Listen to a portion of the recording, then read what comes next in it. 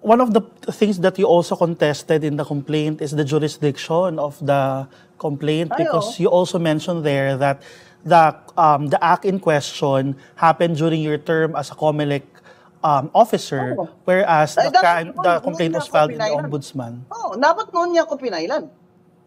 Eh ngayon, private citizen ako eh. Di ba? Private citizen ako eh.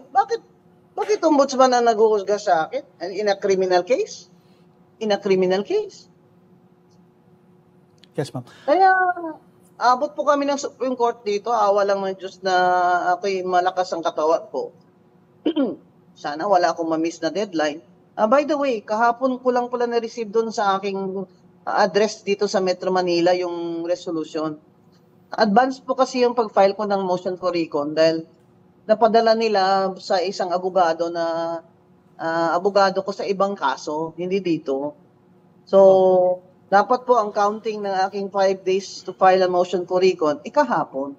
Pero nag-file na po ako para nakapag-file po ako ng supplemental bago po mag-January 20.